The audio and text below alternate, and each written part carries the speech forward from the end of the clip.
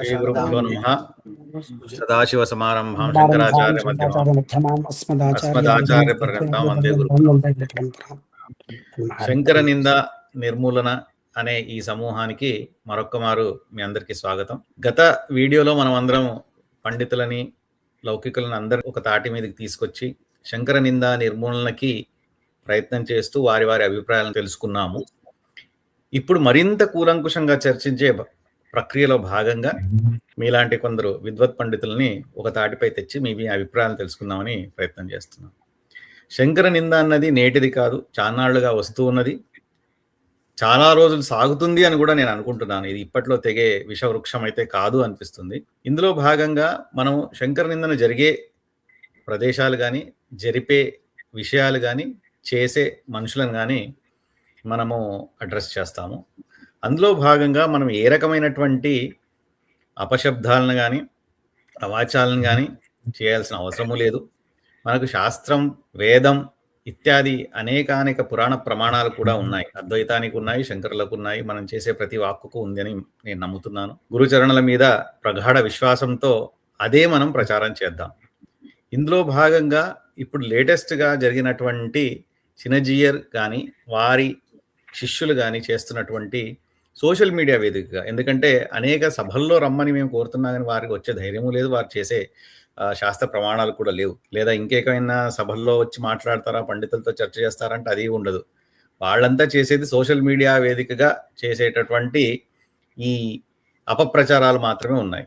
ఈ అపప్రచారాలు కూడా మనం తిప్పికొట్టాల్సిన అవసరం లేదు, కానీ లేదా అనుకుంటే కూడా అవసరం అనిపిస్తుంది. ఎందుకంటే ఇప్పుడు మనం దాన్ని అడ్రస్ చేయకపోతే అదే నిజం అనుకునే ప్రమాదం కూడా ఉంది. అందుకనే శంకర నిందా నిర్మూలన అనే ఈ సమూహం ద్వారా వారు చేసే అపప్రచారాలని మనం తిప్పికొడుతూ, ఇందులో 3 భాగాలు ఉంటాయి. ఒకటి, వారు అడిగిన ప్రశ్న, ఆ ప్రశ్నలకి మన సమాధానం చెప్పడమే కాకుండా వాళ్ళకు కూడా మనం ఒక ప్రశ్న అడుగుదాం. ఎందుకంటే ప్రశ్న అడిగే తాహతు వారికి ఉంది అంటే ప్రశ్న తీసుకునే సమర్థత కూడా ఉండాలి. మన షడ్దర్శనాల్లో కూడా ప్రశ్నాన్ని కూడా, తర్కాన్ని కూడా ఒక దర్శనంగానే పేర్కొన్నారు కూడా మన వాళ్ళు.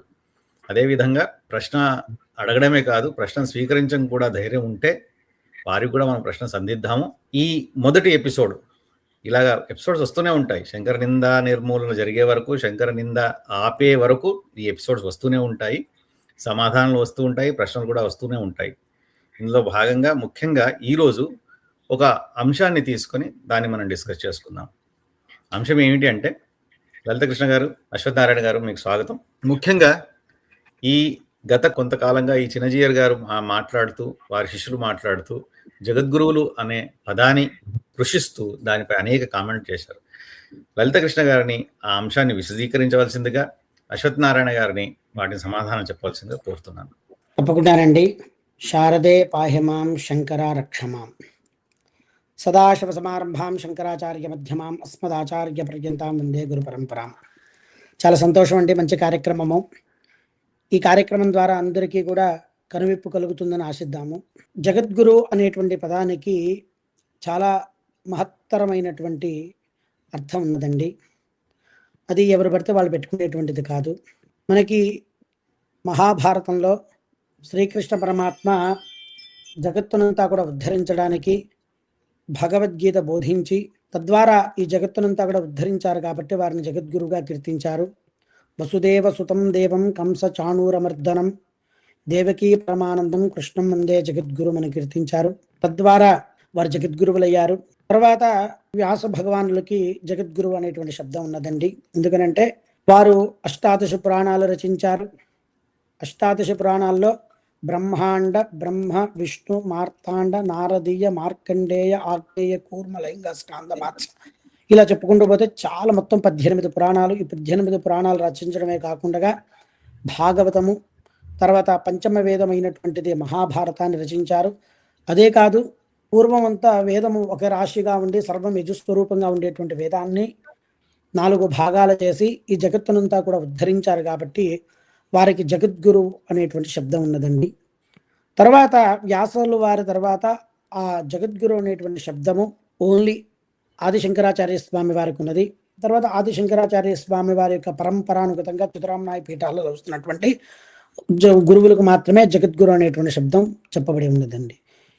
ఈ జగద్గురు అనేటువంటి శబ్దానికి ముఖ్యమైనటువంటి విషయం ఏమిటంటే, ఈ జగత్తునంతా కూడా ఉద్ధరిస్తూ ప్రతి ఒక్కళ్ళని కూడా ధర్మ మార్గం వైపు నడిపించడానికి వాళ్ళకి కావలసినటువంటి సరైనటువంటి మార్గ నిర్దేశం చేసేటువంటి వాళ్ళనే జగద్గురువులు అని అంటారండి. ఇప్పుడు మనకి ఆదిశంకరాచార్య స్వామి వారిని కనుక తీసుకున్నట్లయితే, వారు జగత్తునంతా ఉద్ధరించడానికి కాలినడకన ఆసేతు హిమాచలం అంతా కూడా తిరిగారు. తరువాత చతురామ్నాయ పీఠాలు స్థాపించారు ధర్మస్థాపనార్థమే, అది ఒక విషయము. ఇంకొక విషయం ఏమిటంటే, వారు ప్రస్థానత్రయానికి అంటే ఉపనిషత్తులకి, భగవద్గీతకి, తర్వాత వేదాంత శాస్త్రాలకి, వీటన్నిటికీ కూడా భాష్యం రాసి, తర్వాత ప్రతి దేవతలు అంటే సర్వత్రా ఉన్నటువంటిది బ్రహ్మమయము ఒక్కటే, ఆ చైతన్య శక్తి నీవా రసూకవత్ తన్వీ పీతాభాస్మత్యనుపమ తస్యా ఆశిఖాయా మధ్యే పరమ ఆత్మ వ్యవస్థిత ఉన్నట్టు ఆ పరమాత్మతత్వమే అని తెలుపుతూ ప్రతి సభలలో ఆసేతు హిమాచల పర్యంతమంతా కూడా వెళ్ళి ప్రతి వాదనలను అవైదిక మతములను ఖండిస్తూ అందరినీ కూడా అద్వైతం వైపుకు తీసుకువచ్చి అందరికీ మార్గనిర్దేశం చేశారు. తర్వాత కాశ్మీర్ వెళ్ళి సర్వజ్ఞ పీఠాన్ని అధిరోహించారు. అందుకని వారు జగద్గురువులయ్యారు. ఇది చాలా చిన్న విషయమే, ఇంకా చెప్పుకుంటూ పోతే చాలా ఉన్నాయి జగద్గురువుల గురించి. జగద్గురువులు ఇప్పుడు మనకి గణపతికి గణేశ పంచరత్నం రచించారు, తర్వాత శారదా భుజంగ స్తోత్రం రచించారు, లక్ష్మీ నృసింహ కరావలంబ స్తోత్రం రచించారు, ప్రకరణ గ్రంథాలు రచించారు, విష్ణు సహస్రనామానికి, భగవద్గీతకి, బ్రహ్మసూత్రాలు వీటన్నిటికీ కూడా భాష్యం రచించారు. తర్వాత కనకధారాస్తవము ఎంత గొప్పదంటే, కనకధారాస్తవం లక్ష్మీ అమ్మవారిని స్తుతించి తద్వారా బంగారపు ఉసిరికాయల వర్షం కురిపించినటువంటి మహానుభావులు. ఇదంతా చరిత్ర, మన కంటికి కనిపిస్తున్నటువంటి చరిత్ర. ఇప్పటికే మనం కేరళకు వెళితే ఆ కనకధారాస్తవం జరిగినటువంటి ఇల్లు కూడా అక్కడ ఉన్నది. ఇదంతా కూడా కంటికి కనిపించేటువంటి చరిత్ర. ఇలా జగత్తునంతా కూడా ఉద్ధరించారు. ఎవరికి ఏది కావాలో, పామరుల దగ్గర నుంచి పండితుల వరకు ప్రతి వ్యక్తికి వాళ్ళ దైనందిన జీవితంలో ఏది ఉపయోగపడుతుందో అది ఉపదేశం చేసి వాళ్ళని ఉద్ధరించి తద్వారా వాళ్ళకి మోక్షం పొందటానికి అనుగ్రహించారు. కాబట్టి వారు జగద్గురువులయ్యారు. కాశీ క్షేత్రానికి వెళ్ళినప్పుడు భజగోవింద స్తోత్రం, పునరపి జననం పునరపి మరణం పునరపి జనని జఠరే శయనం డ్రింకంకరణే అనేటువంటి సూత్రాలను వెలిస్తున్నటువంటి ఆ బ్రాహ్మణుడిని ఉద్ధరించడానికి కావలసింది ఇది కాదయ్యా, గోవింద గోవింద అని. గోవింద అంటే గాం విందత ఇది గోవింద అని కూడా చెప్తారు కదా. ఇలా శంకరాచార్య స్వామి వారు ఏది పరమ సత్యమో అదే చెప్పారు. వారు ఉన్నదే నిరూపణ చేశారు. వారు చూసినటువంటి పరబ్రహ్మతత్వం అంతా కూడా విష్ణువు వ్యాపకత్వం, అంటే సర్వత్రా ఉన్నటువంటిది. ప్రహ్లాదుడు కూడా అదే కదా చూసిందండి. ఇందుగలడు అందులేడన సందేహమవలదు చక్రి సర్వోపగతుండు ఎందెందు వెతకి చూచిన అందందే గలుడు దానవాగ్రని వింటే అన్నారు కదండి. అట్లా ఇంకొక విషయం చూస్తే మనకి గజేంద్ర మోక్షంలో గజేంద్రుడికి ఆయన విష్ణువుని తెలుసా అండి, ఆయనకి శివుడు అని తెలుసా అండి, లక్ష్మి అని తెలుసా అండి, లేకపోతే ఆయన పార్వతి అని తెలుసా అండి? ఆ గజేంద్రుడికి వాడి జ్ఞానం లేదు, వాడు ఒక జంతువు అంటే ఒక కథలో చూస్తే. కానీ ఆ ముసలి పట్టుకున్న తర్వాత కొంతకాలానికి వాడికి ఏమనిపించింది, ఈ ప్రపంచంలో అతీతమైనటువంటి ఒక శక్తి ఒకటి ఉన్నది అని తెలుసుకొని వాడు ఆ భగవంతుని కీర్తించాడు. వాడు కీర్తించేటప్పుడు ఆయన విష్ణువా, శివుడా, లక్ష్మియా, ఇంకొకలా అని కీర్తించాలి. అక్కడ ఆ పరమాత్మను కీర్తిస్తే ఆ స్థితికారకుడైనటువంటి ఆ విష్ణువు, సర్వవ్యాపకుడైనటువంటి తన భక్తులు కాపాడేటువంటి విష్ణువు చక్కగా వచ్చి ఆ గజేంద్రుని రక్షించాడని చెప్పి మనకు భాగవతం చెప్తున్నది. ఇలా సర్వత్ర అన్ని చోట్ల ఉన్నది. శివాయ విష్ణు రూపాయ మనం నిత్యం సంధ్యావందనంలో చెప్పుకుంటూనే ఉంటాం. అన్ని చోట్ల ఉన్నది కాబట్టి అందరినీ ఏకత్వంగా చూసి అందరికీ మోక్షం కలగాలని చెప్పి మార్గ నిర్దేశం చేశారు. కాబట్టి శంకరులు మనకి జగద్గురువులయ్యారు. ఆ శంకరుల యొక్క పరంపరానుగతంగా వస్తున్నటువంటి మన చతురామ్నాయ పీఠాలలో ఉన్నటువంటి వాళ్ళని జగద్గురువులు అని చెప్పి మనం సంబోధన చేయడం జరుగుతుంది. ఎందుకంటే రీసెంట్గా విధుశేఖర భారతి మహాస్వామి వారి యొక్క సన్యాసాశ్రమం కనుక మనం చూసినట్లయితే శిష్య స్వీకారం, అందుకే మనకి యూట్యూబ్లో కూడా అవైలబుల్ ఉంది, అందరూ చూడొచ్చు. గురువులు భారతీ తీర్థ మహాస్వామి వారు తలపైన అలా చేయబెట్టి హస్తమస్తిష్క సంయోగం అని వీరిలో ఉన్నటువంటి తపశ్శక్తి, ఆ శంకరుల శక్తి అంతా కూడా వారిలోకి ధారపోసి నా శక్తిని కూడా స్వీకరించి ఉద్ధరిల్లండి అంటే ఇంకా విరాజితులు ఇవ్వండి అని చెప్పి అనుగ్రహించినారు. ఆ ఆదిశంకరులే సురేశ్వరాచార్యులకి అలా హస్తమస్తిష్క సంయోగం చేసి తద్వారా పరంపరానుగతంగా ఆ శంకరుల శక్తే వీళ్ళందరిలోనూ ప్రవహిస్తున్నది. ఆ శంకరుల యొక్క తత్వమే అందరిలో ఉంది. ఆ శంకరులే ఈ శంకరులు, వాళ్ళకి వీళ్ళకి భేదమే లేదండి. కాబట్టి ఆ జగద్గురువులే ఈ జగద్గురువులు. జగద్గురువు అంటే మనకి ఓన్లీ వీళ్ళని మాత్రమే మనం జగద్గురువులు అని అనాలి. ఎవరిని పడితే వాళ్ళని జగద్గురువు అంటే అది పెట్టుకోవడానికి చాలా ఈజీగా ఉంటుంది, కానీ అది సరిపోవాలి కదండి ఎవరికైనా సరే. కాబట్టి జగద్గురువులు అనేటువంటి పదానికి మనకి శాస్త్ర ప్రమాణంగా చూడాలి అంటే ఆదిశంకరులు మాత్రమే జగద్గురువులు అని సంబోధించాలండి అని. అయ్యా అశ్వత్థనారాయణ గారు, మీరు కూడా తెలియజేయగలరు. సంతోషం. మీరు ఇంత అద్భుతంగా జగద్గురువు అన్న పదం ఎవరెవరికి ఏ విధంగా ఒప్పుతుంది అన్న విషయాన్ని మీరు చాలా అద్భుతంగా తెలియజేశారు లలితకృష్ణ గారు. అశ్వత్థనారాయణ గారు, మీ అభిప్రాయం ఏమిటి? జగద్గురువు అన్నదానికి ఇంకా ఎక్కడెక్కడ రెఫరెన్స్లు ఉన్నాయి? వీరు చెప్తున్నటువంటి వీరు ఒక అసంబద్ధమైనటువంటి ప్రేలాపన ఆ రోజు చెప్పారు. ఏమిటంటే ఈ మధ్య ఎవరు పడితే వారు జగద్గురు అవుతున్నారు, 32 సంవత్సరాలు ఉన్న శంకరాచార్యులు ఎలా జగద్గురులు అని, తర్వాత వచ్చిన వారు 102 సంవత్సరాలు ఉన్నారు, ఎక్కువ సంవత్సరాల నుండి వారు జగద్గురులు. నిజానికి జగద్గురువులు అన్న పదానికి అన్వయం ఏమిటి అన్న దాని మీద మీ అభిప్రాయం ఏమంటారు అశ్వత్థనారాయణ గారు? సదాశివ సమారంభాం వ్యాస శంకర మధ్యమాం అస్మదాచార్య పర్యంతాం వందే గురు పరంపరం. అజ్ఞానాంతర్గహన పతితానాత్మ విద్యోపదేశైః త్రాతుం లోకాన్ భవదవ శిఖా తాప పాపచ్యమానాన్ ముక్త్వా మౌనం వటవిటపినో మూలతో నిష్పతంతీం శంభోర్మూర్తిశ్చరతి భువనే శంకరాచార్య రూప. ప్రధానంగా ఇది చాలా వరకు చాలా మంది అడుగుతున్న ప్రశ్న లోకంలో, జగద్గురువు ఎవరైనా అవ్వచ్చా అంటే దానికి 2 రకాల ప్రమాణాలని మనం లోకంలో చూసుకోవాల్సి వస్తుంది. ఇప్పుడు హరి అనే శబ్దము చేత మహావిష్ణువుని చెప్పబడుతుంది, అదే హరి శబ్దము చేత మర్కటము కూడా చెప్పబడుతుంది. ఇప్పుడు హరి శబ్దము చేత మర్కటాన్ని చెప్పాం కాబట్టి ఆ మర్కటం కూడా హరే అంటే అది కొంచెం అనుచితంగా ఉంటుంది.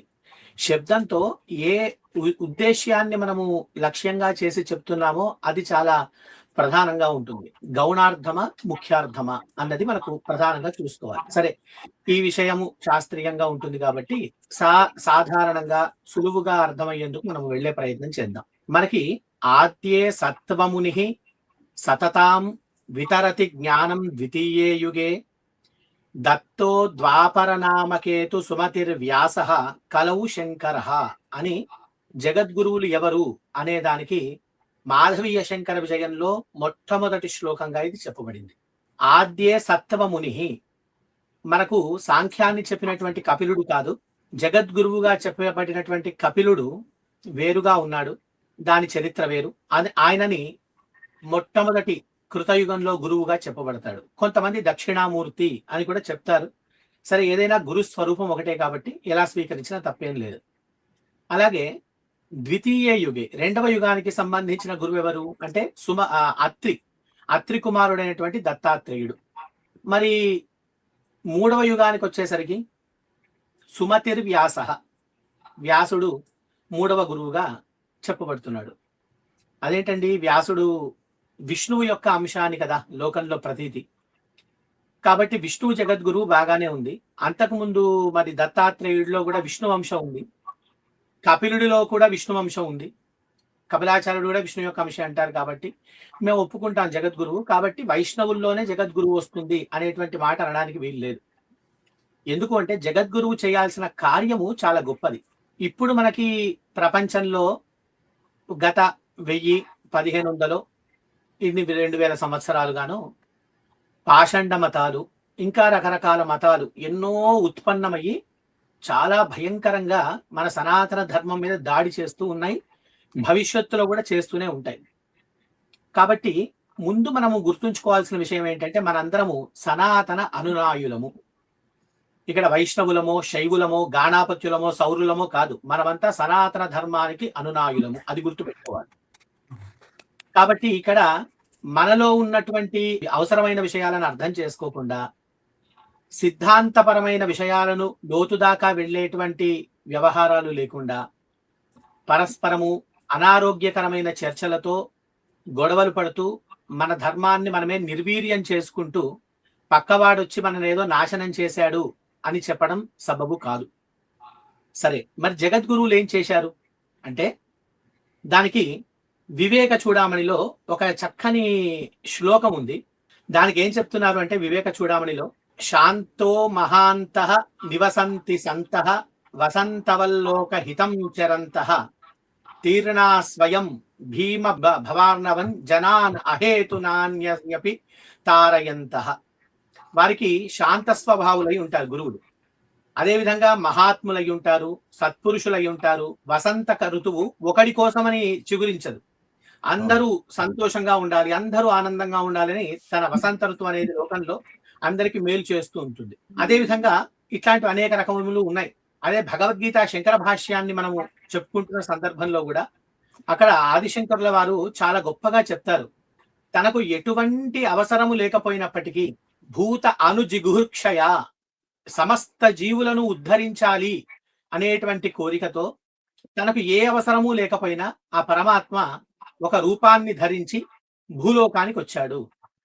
అయితే మరి నిజంగా పుట్టాడా అంటే ఇది సిద్ధాంతపరమైన విషయం కాబట్టి పుట్టినట్టుగా తాను యథార్థంగా పుట్టలేదు, పుట్టినట్టుగా లోకంలో ఒక వ్యవహారాన్ని నడిపాడు. సరే, మేము అద్వైతులం, వేదాంత శాస్త్రంలో అద్వైతులం కాబట్టి మేము వివర్తవాదాన్ని స్వీకరిస్తాం. అందరూ దాన్ని స్వీకరించకపోవచ్చు, వాళ్ళ వాళ్ళ ధర్మాలు వాళ్ళకు ఉండొచ్చు. అయితే ఏ గురువు ఎలా వచ్చినా అసలు చేయాల్సిన పని ఏంటి? గురువు కహ, ఎవరు గురువు అంటే అధిగత తత్వజ్ఞ శిష్య హితాయోద్యత సతతం. తత్వమును తెలిసిన వాడై ఉండాలి. తత్వము అంటే ద పర్ఫెక్ట్, ఆ లోతుకు వెళ్ళి ఏ విషయాన్ని తెలుసుకుంటే మళ్ళీ తెలుసుకోవాల్సిన అవసరం లేదో, అసలు తెలుసుకోవాల్సింది ఏ విషయం అయి ఉన్నదో దాన్ని చాలా జాగ్రత్తగా సంప్రదాయాన్ని అనుసరించి వేదశాస్త్రాలకు విరుద్ధముగా లేకుండా శృతిమత తర్కోనుసంధీయతాం అని చెప్పినందువల్ల శృతిని ఆధారంగా చేసుకొని మంచి తర్కము చేత ఈ యొక్క తత్వాన్ని దర్శించిన వాడై ఉండాలి. ఇట్లా దర్శించిన వాడికి ఒక గురు పరంపర కూడా ఉండాలి. అదేంటండి మరి వ్యాసుడు ఆయనకేంటి అంటే మేము చెప్తున్నాం, నారాయణం పద్మభువం వశిష్ఠం వ్యక్తిం తత్పుత్ర పరాశరం వ్యాసం శుకం గౌడపదం మహాంతం గోవింద యోగీంద్రం అస్య శిష్యం. అట్లా ఆదిశంకరుడు, ఆయనకు 4 శిష్యులు. ఇలా మేము ఒక పరంపర, ఎక్కడ ఎడతెగని పరంపరను చెప్పగలుగుతున్నాం. ఇందులో ఈ మధ్య కాలంలో పరమ పూజ్యులైనటువంటి మహానుభావులు లోకంలో వారు చాలా మంచి పనులు చేసి ఉన్నప్పటికీ కూడా ఆదిశంకరులపై వారి ఉద్దేశ్యాన్ని లేదా వారికి ఎవరో చెప్పారో మరి లేకపోతే వారి అలా తెలుసుకున్నారో మనకు తెలియదు. వారిని నింద చేయట్లేదు, పాపం వారికి తెలిసిన విషయాన్ని వారు చేస్తూ శంకరులు ఇటువంటి వ్యవహారాన్ని లోకంలో ఎక్కడా కూడా చేయలేదు, పీఠాలు పెట్టలేదు. ఇంకొక ప్రోగ్రామ్ లో ఇంతకు మునుపు సమతామూర్తిని ఆవిష్కరించిన సమయంలో జగద్గురువు అంటే అసలు రామానుజులే, ఇట్లా చెప్పుకుంటూ వచ్చారు. ఇప్పుడు మనకి లలిత కృష్ణ శాస్త్రి గారు కూడా చాలా గొప్పగా గురు వాక్యాలకి సంబంధించిన విషయాన్ని చెప్పారు. ఇలా గురువు అనే మాటకు వచ్చేసరికి ఎంతో తత్వాన్ని తెలిసిన వాడై ఉండాలి. శిష్యుల్లో కూడా ఉత్తములు ఉంటారు, మధ్యములు ఉంటారు, మందము అంటే విషయాన్ని సరిగా పట్టుకోలేని వాళ్ళు ఉంటారు. ఈ 3 రకాల తరగతుల వాళ్ళని ఉద్ధరించగలిగేటువంటి వాడై ఉండాలి. లేదండి బాగా బుద్ధి ఉన్న వాడినే నేను ఉద్ధరిస్తాను అంటే కుదరదు. లేదండి మధ్యములు ఉంటే నాకు చాలు, మరీ అధములు వాడు మందమైన వాడికి చెప్పడం కష్టమవుతుంది, నా వల్ల కాదు అంటే కూడా కుదరదు. అన్ని రకాల తరగతుల్లో ఉన్న వాళ్ళను ఉద్ధరించాలి.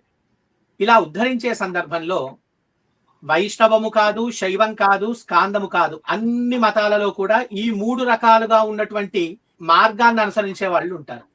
ఉత్తములు అంటే సత్కర్మానుష్ఠానాన్ని చేసి ఎంతో కొంత చిత్తశుద్ధిని సాధించిన వాడు ఉంటాడు.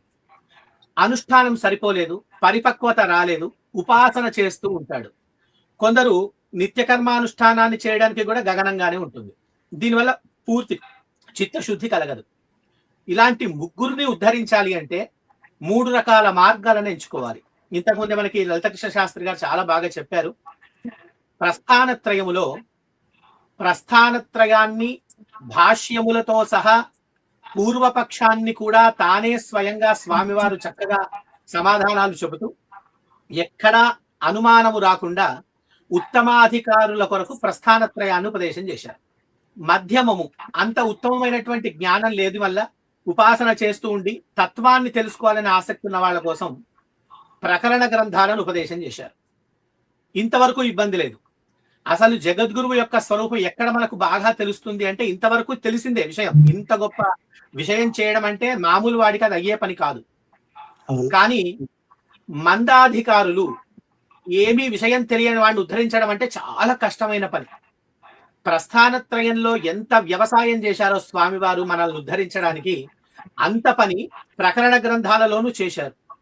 అంత పనిని మళ్ళీ మానవులుగా ఉన్నటువంటి సాధారణ మనలాంటి మందాధికారులను ఉద్ధరించడానికి ఎందువల్ల మందాధికారులు అనాల్సి వస్తుంది అంటే మా దేవుడు గొప్ప మా దేవుడు గొప్ప అని కొట్టుకుంటూ అసలు పరతత్వాన్ని పట్టుకోకుండా ఇక్కడే కొట్టుకొని అదేమిటంటే బావుల్లో కప్పల్లాగా బతుకుతున్న సాధారణమైనటువంటి మందాధికారులను ఉద్ధరించాలి, వీళ్ళకి పరతత్వం అనేది తెలియాలి అని చెప్పి సౌందర్య లహరి, శివానంద లహరి, శివమానస పూజ, విష్ణు భుజంగ స్తోత్రము, అదేవిధంగా గణేశ పంచరత్నం ఒకటేమిటి ఎన్నో రకాల గ్రంథాలను వారు మందాధికారులను కూడా ఉద్ధరించడానికి రాశారు. పోనీ అక్కడ రాశారు కదా, మరి దానివల్ల ఏదైనా గణపతి రూపాన్ని చూశారా? దక్షిణామూర్తి స్తోత్రం రాశారు. అందువల్ల దక్షిణామూర్తి ఎట్లా ఉంటాడు, కాలు మీద కాలేసుకున్నాడా అంటే అట్లాంటి శ్లోకాన్ని చెప్పినట్టుకి ఏ స్తోత్రాన్ని తీసుకున్నా అంతర్లీనంగా అద్వైత తత్వాన్నే వాళ్ళకు అర్థమయ్యేటట్టుగా ఉపదేశం చేశారు. ఇక్కడ ఆయన తల్లి మనస్సు మనకు అర్థమవుతుంది. ఎవరిని వదిలిపెట్టలేదు. తాను స్వయంగా వాళ్ళ కుల దేవుడు కృష్ణ పరమాత్ముడు. అటువంటి కృష్ణుడు కూడా భగవద్గీతలో ఎక్కడ విష్ణువే దేవుడు అనే మాట ఎక్కడా చెప్పలేదు. ఉపనిషత్తుల ద్వారా ఇందాక లలిత కృష్ణ గారు చెప్పినట్టుగా గాం విందేతి గోవింద, ఉపనిషత్తు ప్రతిపాద్యమైన వాడు పరమాత్మ. ఉపనిషత్తుల ద్వారా మాత్రమే తెలియబడేవాడు పరమాత్మ. అటువంటి పరమాత్మని మనం జగద్గురువుగా స్వీకరిస్తున్నాం. విష్ణు ద్వేషము అని అంటున్నారు వీళ్ళు. అందుకని నేను ఆ మాట చెప్తున్నాను. మాకు విష్ణు ద్వేషం లేదు. వ్యాసుణ్ణి సాక్షాత్తు మా జగద్గురువు అనుకుంటున్నాము, కృష్ణుణ్ణి మా జగద్గురువు అనుకుంటున్నాము. మేము పూజించే మా ఆదిశంకరుడి కులము, ఆయన గోత్రం ఏదైతే ఉందో ఆయన వంశము, దానికి దేవత సాక్షాత్తు కృష్ణ పరమాత్ముడు.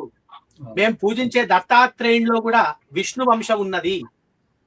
కాబట్టి మాకు వైష్ణవ ద్వేషము లేదు, శైవ ద్వేషము లేదు, ఎవ్వరి మీద మాకు ద్వేషం లేదు. ఎందువల్ల అంటే ఎవడైనా తన సొంత అవయవాలను వాడు ద్వేషించి ఈ చెయ్యి మీద దోమ కుడితే ఈ చేయితో కొట్టాము కాబట్టి ఈ చెయ్యి మంచిది కాదు అని చెప్పంటామా?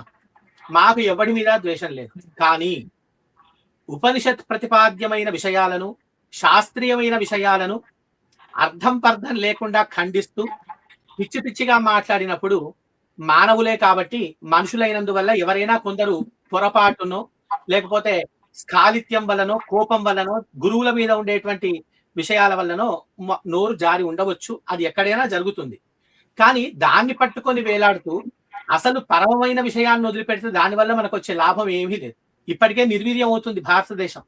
ఇక ముఖ్యంగా రెండవ విషయం ఏంటంటే మనం చెప్పుకుంటున్నటువంటి ఈ పూర్తి విషయంలో వ్యాసుణ్ణి మేము ఏ విధంగా జగద్గురువుని అనుకుంటున్నామో అదే విధంగా శంకర పరమాత్ముడు కూడా ఇందాక నేను మొట్టమొదట్లో శ్లోకం చెప్పినట్టుగా శంభోర్మూర్తి చరతి భువనే శంకరాచార్య రూప.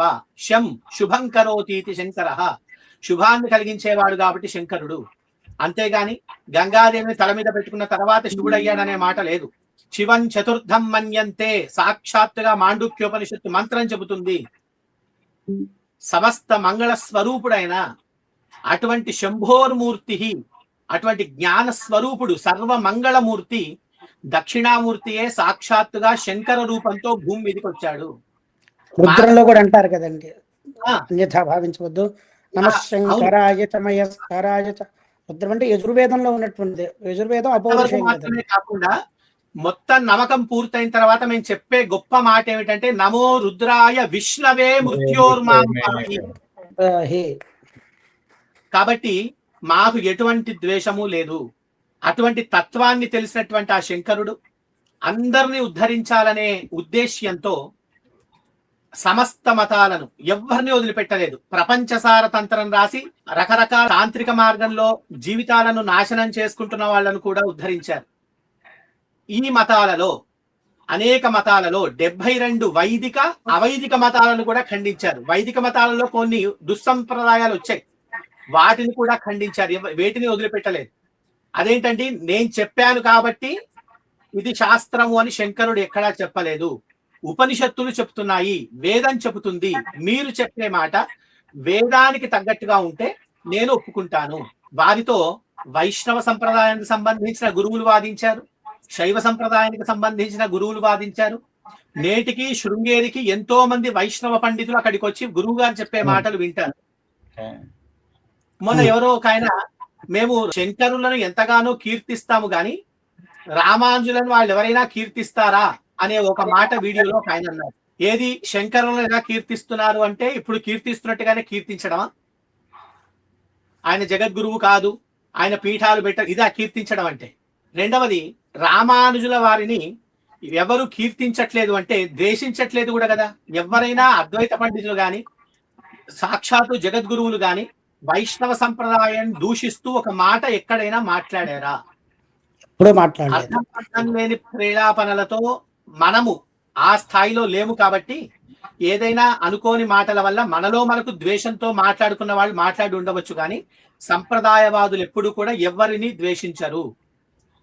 అందరూ వారి వారి స్థాయిల్లో ఉంటూ సమాజానికి దేశానికి మంచి చేస్తూనే ఉన్నారు. ఇలా ఒకటి కాదు, రెండు కాదు. కఠోపనిషత్తులోకి వెళ్తే యమధర్మరాజు కూడా బ్రహ్మ విద్యను ఉపదేశించాడు నచికేతుడికి. ఆయన కూడా మాకు గురువే.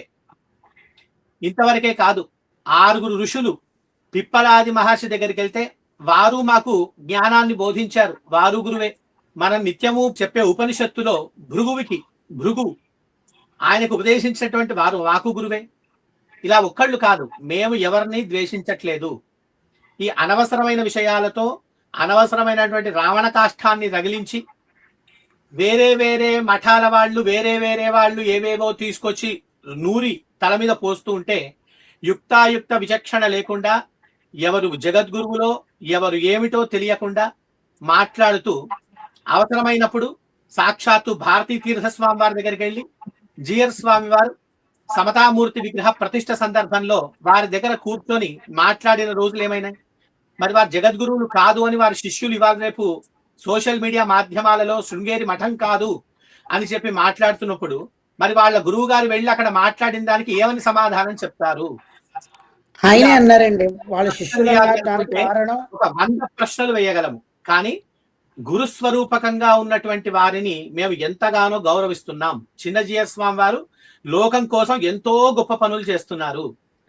వారు వేదాన్ని ఉద్ధరిస్తున్నారు, ఇతర మత వ్యాప్తి జరుగుతుంటే వాటికి కావాల్సినటువంటి అనేక సహకారాలు చేస్తున్నారు, ధర్మపరమైన పనులు చేస్తున్నారు. కానీ ఎవ్వరు ఎంత గొప్ప పనైనా చేయొచ్చు, ఏమైనా చేయొచ్చు, వాటిని మేము నిందించట్లేదు, వాటి కోసం మేము గౌరవిస్తున్నాం.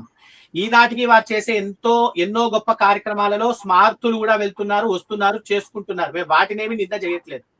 వారు ఎక్కడైతే మాట్లాడకూడని మాట మాట్లాడుతున్నారో అది మాకు తప్పుగా అనిపిస్తుందో దాన్ని ఖండిస్తున్నాం. వచ్చిన ఇబ్బంది ఏంటంటే తాంబూలాలు ఇచ్చాం, తన్నుకొని చావండి అన్నట్టుగా ఇక దానికి వేరే రిప్లై లేకుండా వదిలేస్తే అనవసరమైన రావణ కాష్ట అనేది తగలబడుతూ ఉంటుంది.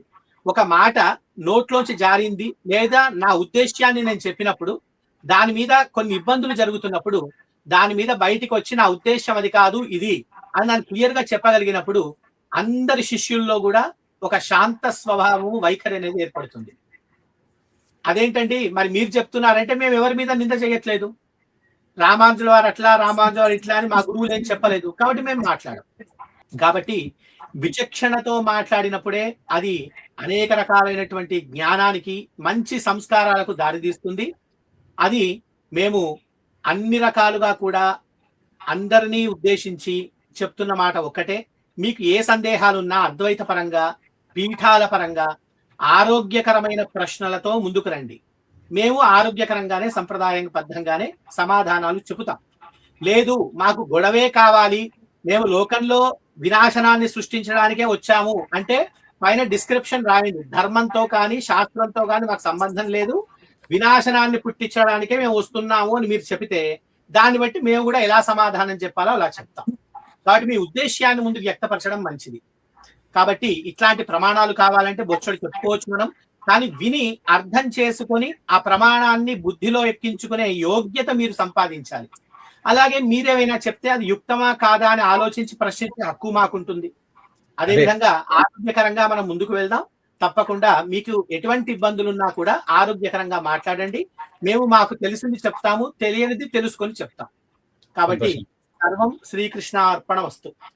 అద్భుతం. అశ్వత్థనారాయణ గారు, లలిత కృష్ణ గారు, మీరు జగద్గురు అన్న పదానికి జగద్గురువు ఎవరు, మేము జగద్గురువులు అన్న పదం ఎక్కడి నుంచి వచ్చింది అన్నదానికి మీరు అద్భుతమైనటువంటి శాస్త్రపరమైనటువంటి ఉదాహరణలు, వివరణలు ఇచ్చారు. మనం వారు అడిగిన ప్రశ్నకు సమాధానం చెప్పాము, డిస్కస్ చేసుకున్నాము, వివరణలు ఇచ్చాము. మరి వారికి ఇవ్వాల్సిన ప్రశ్నలు కావాలంటే చాలా ఉన్నాయి. మీరు జగద్గురువులు అని అంటున్నారు కదా, మేము చెప్తాం శంకరులు ఎక్కడెక్కడికి వెళ్ళారు. ఆసేతు హిమాచలం, కేరళకి వెళ్ళారా? కేరళలో పుట్టారు, కేరళలో పూర్ణా నదిని ఉద్ధరించారు, కేరళలో చాలా చేశారు. అక్కడి నుంచి తమిళనాడు అంటారా? తమిళనాడులో మీనాక్షమ్మ, కామాక్షమ్మ శంకరులు ఉన్నారు. ఏపీ అంటారా? విజయవాడ. తెలంగాణ అంటారా? బాసర. మహారాష్ట్ర అంటారా? పండరిపురం. మధ్యప్రదేశ్ అంటారా? మధ్యప్రదేశ్లో కూడా. ఒరిస్సా అంటారా? పురి, ఉజ్జయిని. లెఫ్ట్కి వెళ్తే గుజరాత్ అంటారా? సోమనాథ్. ఉత్తరానికి వెళ్తారా? కాశీ. రైట్కి వెళ్తారా? అస్సాం, కామాక్షి. పైన వరకు జమ్మూ కాశ్మీర్లో ఉన్నటువంటి తీత్వాల్లో మొన్నే ఒక శారదా పీఠం స్థాపించారు. నిజానికి దాన్ని దాటి పాకిస్తాన్ వరకు పిఓకేలో ఉన్నటువంటి తీత్వాల్లో ఉన్నటువంటి కాశ్మీర్లో కూడా మా జగద్గురువుల పాదం మోపబడింది, భారతం ఉద్ధరింపబడింది. మరి మీరెక్కడెక్కడికి వెళ్ళారు?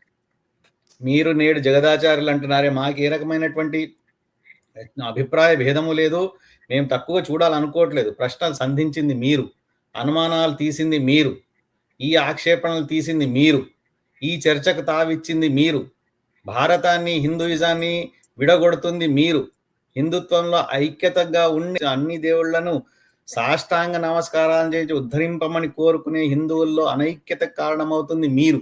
మరి మీరెక్కడికి వెళ్ళారు? మీ జగదాచారాలు ఎక్కడికి వెళ్ళారు? తమిళనాడు తెలుగు తప్పితే, సౌత్ తప్పితే ఉత్తరానికి వెళ్తే ప్రతి ఒక్క కాషాయం కట్టుకున్న వారిని శంకరాచార్యులు అని పిలుస్తారు. మీరు వెళ్ళి అడగండి. హిందీలో మాట్లాడే వాళ్ళని అడిగితే నేను నాకు తెలిసిన ఒక సంఘటన చెప్తాను. మనం దక్షిణంలో ఉన్నటువంటి ఒక వైష్ణవాచార్యులు ఉత్తరానికి వెళ్ళారు, బద్రీలో. కోన ప్రోటోకాల్కి వెళ్ళి అంటే పతానే సౌత్ సే కోయి శంకరాచార్య ఆయే అని అన్నారంట. అక్కడ ప్రతి కాషాయం కట్టుకున్న వాళ్ళని పిలిచేది శంకరాచార్యులని. ఎందుకంటే శంకరాచార్యులు తిరగని ప్లేస్ లేదు, ఆ అడుగు మోపని పాదం లేదు. భారతం మొత్తము పునీతమైంది, పావనమైందంటే మా శంకరాచార్యుల వల్ల పాద ధూళి స్పర్శ వల్లే అని గర్వంగా చెప్పుకుంటాం. మరి అలాంటప్పుడు మీరు జగదాచార్యులు తర్వాత వచ్చినా కానీ మేమే జగద్గురువులు అన్నప్పుడు మీకు ప్రశ్నలు సంధించే అధికారం మాకు ఉంది. మిమ్మల్ని ప్రశ్నలు సంధించాలంటే మా దగ్గర 100 ప్రశ్నలు ఉన్నాయి. ఇప్పుడు ఇందాకే అశ్వత్థనారాయణ గారు, లలితకృష్ణ గారు మాట్లాడుతూ చెప్పారు, విష్ణువు, శివుడు, శాక్తేయము, గణపత్యము, సౌరము, ప్రతి దాంట్లో కూడా మా జగద్గురువులు స్తోత్రాలు రచించారు, అన్నీ చేశారు. మరి మీ జగద్గురువు కేవలం విష్ణువు మీద రచించారు. మరి జగద్గురువులు ఎలా అయ్యారు? మిగతా దేవుళ్ళలో ఈ విష్ణువులో తారతమ్యం చూపించిన గురువులు ఏ రకమైనటువంటి గురువులు? జగద్గురువులా? పోని తిరుమలలో మీ సాంప్రదాయం ప్రకారం జరుగుతాయి, మరి పద్మావతి అమ్మ ఆలయంలో జరగట్లేదే. 40-50 కిలోమీటర్ల డిస్టెన్స్ లో ఉన్న ఇంకో ఆలయంలోనే యాక్సెప్ట్ చేయనప్పుడు జగత్తుకి ఎలా గురువులు అవుతారు? వాళ్ళు ఇప్పుడు అదే అడుగుతాం. మన దగ్గర ప్రశ్నలు ఉన్నాయండి, లేవని అనట్లేదు, అడగొద్దు అని చెప్పేసి అడగట్లేదు. మీరు వారేమన్నారు, శంఖచక్రాలు తిరుమల వెంకటేశ్వర స్వామిగా శంఖచక్రాలు ఇచ్చి జగద్గురువులు అయ్యారు అని అన్నారు. మరి శంఖచక్రాలు ఇచ్చినంత మాత్రానే జగద్గురువులు అవుతారా? మరి అయితే వెంకటేశ్వర స్వామి శిష్యుడా? వెంకటేశ్వర స్వామిని కులదైవంగా, కులదైవం కలవ వెంకట నాయక అని చెప్పి ప్రతి ఒక్కరూ పూజించిన వాళ్ళు, వాళ్ళ మనస్సులు ఎంత బాధపడతాయో మీరు గమనించారా? ఒక శిష్యుడిని, ఒక సామాన్య ప్రజానీకుల మనస్సుని బాధ పెట్టే గురువు ఎక్కడి జగద్గురు? ఎలా పిలుస్తారు జగద్గురువు అని చెప్పేసి? మరి ఇదే కాదు, చాలా అడగాలంటే మీరు ఆదిశంకరులను, స్మార్తులు, శైవులు, వైష్ణవులు అందరూ గురువులా పూజిస్తారు. మరి రామానుజులు కేవలం వైష్ణవులు, అందులో శ్రీ వైష్ణవులు మాత్రమే పూజిస్తారు. ఒక సెక్ట్ ఆఫ్ పీపుల్ మాత్రమే అంగీకరించిన వాళ్ళు జగద్గురువులు ఎలా అవుతారు? జగద్గురువు అంటే జగత్తుకే గురువు అన్నవారు మాత్రమే జగద్గురువులు కదా. వైష్ణవులకి మాత్రమే, అందులో కేవలం శ్రీ వైష్ణవులకు మాత్రమే గురువు అయిన వారు జగద్గురువులు ఎలా అవుతారు? మీరు విశాల భావం అని చెప్పేసి మాట్లాడినంత మాత్రం కుదరదండి. మీరు ఏం చేశారో చెప్పండి. మేము అడగాలంటే ఇది నేను కేవలం రాసి పెట్టుకున్న 100 ప్రశ్నల కేవలం కనబడ్డ ఒక 4-5 ప్రశ్నలు మిమ్మల్ని అడిగాను అంతే. అడగాలంటే మాకు ప్రశ్నలు ఉన్నాయి. మేము చేతులెచ్చి దండం పెట్టి నమస్కరిస్తున్నాము. ఆశయం కట్టుకున్న ప్రతి ఒక్కరిని కూడా మేము పూజించమని చెప్పేసి మా అస్మద్ గురువాణీయులు విద్యశేఖర భారతి మహాస్వామి, మా భారత తీర్థ మహాస్వామి వారు మాకు ప్రతి ఒక్కరికి చెప్తూనే ఉంటారు. అందుకని మేము ఎవ్వరినీ కించపరచాలి అనుకోవట్లేదు. ప్రశ్నలు అడిగింది, ప్రశ్నలు ప్రారంభించింది మీరు. సమాధానాలు మా దగ్గర కోకొల్లుగా ఉన్నాయి. కానీ మేము అడగాలన్నప్పుడు ప్రశ్నలు మాత్రం మీ దగ్గర సమాధానాలు ఉండవు. టన్నుల కొద్దులు అడుగుతాం మేము ప్రశ్నలు, టన్నులుగా అడుగుతాం మేము ప్రశ్నలు. సమాధానాలు ఇవ్వలేరు మీరు. ఏం చేస్తారు మ్యాక్సిమం అంటే ఈ ఫేస్బుక్ల్లో, ఇన్స్టాగ్రాముల్లో చెత్త మాటలు మాట్లాడి, అపశబ్దాలు మాట్లాడి, అవాచ్యం మాట్లాడి, వాళ్ళని వీళ్ళని తిట్టడము, నిందారోపణ చేయడం. ఆ భామ ఈ భామ అని వస్తున్నారుగా వీళ్ళందరూ. ఇలాంటి పనులు మాత్రమే చేస్తారు. మాకు అలవాట్లేదు. మాకు గురువుల శరణే, మా గురుపాదాల దగ్గర మా స్థలం అని చెప్పేసి మేము మొక్కున్నాము. అమ్మవారి పాదాలే మాకు శరణ్యమని మొక్కుకున్నాం కాబట్టి మాకు అందరూ గురువులు అంతే, అందరూ దేవతలు అంతే. మాకు హరిహర భేదం లేదు. కానీ ఇది ఎపిసోడ్ 1 మాత్రమే. శంకర నిందా నిర్మూలన తరఫున చేస్తున్నటువంటి జగద్గురువు అన్న ఒక్క శబ్దం మీరు మాట్లాడినందుకు మేమిస్తున్న సమాధానము, మేము సంధించిన ప్రశ్నలు కూడా ఇందులో ఉన్నాయి. మళ్ళీ వచ్చే ఎపిసోడ్లో మీరు మాట్లాడినటువంటి ఇంకో ప్రశ్న, దానికి సమాధానము, దానికి ప్రత్యుత్తరంగా మేము సంధించే ప్రశ్నలతో పాటు మళ్ళీ వస్తాం. శారదే పాహిమా. చివరి విన్నపం, ఈ వీడియో చూసిన తర్వాత కూడా ఎవరికైనా మేము మాట్లాడిన మాట మీద సందేహాలు కలిగితే మీరు స్పష్టంగా చక్కని విధానంలో అడగండి. అడ్డదిడ్డంగా అపరిశుభ్రంగా మాట్లాడే మాటలకు స్పందించబడదు. మీరు ఇది ఎలా స్వీకరించినా మాకు అవసరం లేదు. మేము మాట్లాడే వాటి మీద శాస్త్రీయంగా మర్యాద పూర్వకంగా గనక ప్రశ్నలు వేస్తే మేము వాటిని కూడా తెలుసుకొని తెలిసినవి చెప్పే ప్రయత్నం చేస్తాం. ఇలా ప్రశ్నోత్తరాలను కూడా, ప్రశ్నను అడిగే విధానాన్ని కూడా ఒక మర్యాద ఇచ్చి దాన్ని కూర్చోబెట్టారు. శంకరులను ప్రశ్న అడగని వారిని పిచ్చోళ్ళు, అడిగితే గొప్పవాడు అన్నారు. అదే విధంగా మనం శిష్యుల్లాగా మనం కూడా ప్రశ్నలు అడిగేవారిని స్వాగతిద్దాం. ప్రశ్నలు తప్పకుండా ఉన్నాయి అనుకుంటే మమ్మల్ని అడగండి. పండితులను అడుగుతాము, పండితులతో మీకు సమాధానాలు వచ్చి ఏర్పాటు చేస్తాం. కానీ ఈ బురద జల్లుకునే ప్రయత్నంలో మీరు బురద జల్లుకోండి, మీకు అలవాటేమో ఆ బురదలో పొరలాడడం. మాకు లేదు స్వామి, మా మీద బురద జల్లే ప్రయత్నాలు చేయకండి. మనం అందరం కలిసి ధర్మాన్ని రక్షిద్దాం. మనం అందరం కలిసిమెలిసి ఉండి భారతావనిని కాపాడుకుందాం. అది మా ఉద్దేశ్యం. మరి మీ ఉద్దేశానికి తగ్గట్టుగా మీరు మీ ప్రయత్నాలు చేసుకోండి. మీ విజ్ఞతకే దాన్ని మేము వదిలిపెట్టేస్తున్నాం. ధన్యవాదాలు. శారదే పాహిమా. శంకర దర్శనం